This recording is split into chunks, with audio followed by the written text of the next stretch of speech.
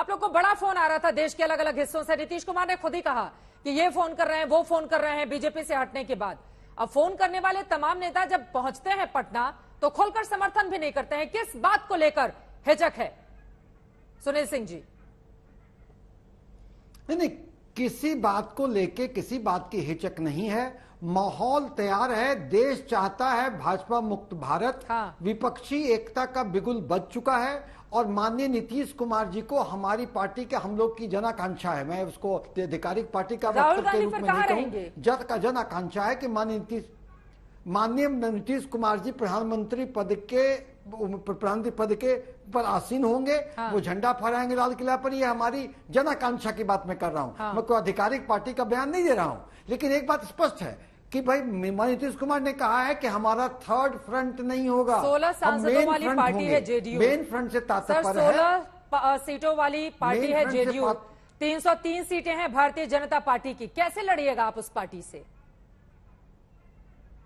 मैं बता रहा हूं, भारतीय जनता पार्टी को लेके वो जो रोष है, और आज भारतीय जनता पार्टी के पास कोई भी अलाइड नहीं है, तो उनकी ये फासिस्ट नीति, जनता में रोष। और कितना सीट कम करना है? 50 सीट कम करना है। 50 सीट तो मात्र 1-2 स्टेट से कम हो जाएंगी।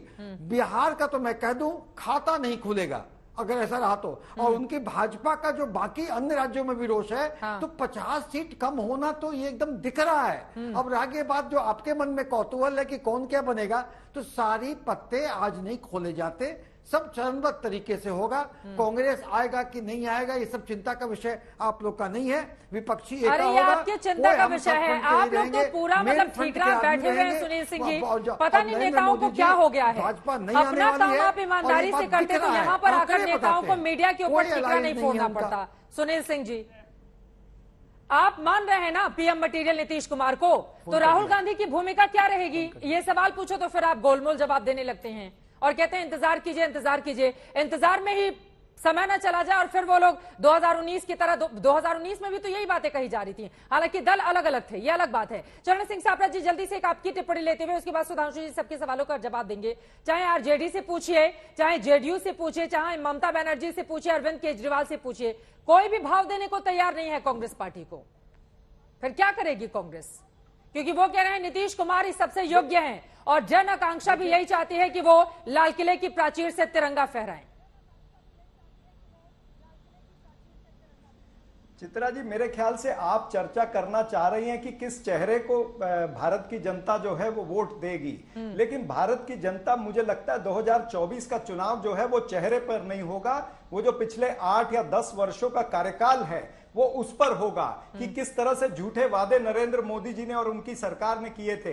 फिर वो चाहे 2 करोड़ नौकरियों का वादा हो, 15 लाख रुपए का वादा हो, या फिर जो हमारे देश की आंतरिक समस्याएं हैं, या फिर जो हमारे विदेशी बाउंड्री पर जो समस्या है, चाहे वो चीन की समस्या, पाकिस्तान की समस्या, ये सारा मूल्यांकन होगा। जिस तरह से जीएसटी लगा है खाने की चीज पर, पहनने की चीज पर, ओढ़ने की चीज पर, यानी हर गरीब आदमी की जो जीवन आवश्यक वस्तु है उसको महंगा किया गया है। देश को जानने का हक तो है ना कि मोदी के सामने कौन चर्चा होगी, राहुल गांधी का नाम पुख्ता तरीके से क्यों नहीं रख पाते हैं आप लोग? चर्चा होगी। सवाल पूछो, चेहरे का लेकर जाते हैं कहीं और। जिस तरह से महिला पर अत्याचार हो रहा है, जिस तरह से भारतीय जनता पार्टी महिला अत्याचार कांग्रेस पार्टी के नेता ही पुरजोर तरीके से राहुल गांधी का नाम क्यों नहीं रख पाते हैं सामने? चीजों को भारत की जनता देखेगी और चेहरे पर चुनाव नहीं होगा। चुनाव होगा कि भारतीय जनता पार्टी ने कितने जुमले बोले, क्या योग्यता की कमी है बोला है, और उस झूठ और लूट के खिलाफ में जनता वोट देगी। योग्यता की कमी है?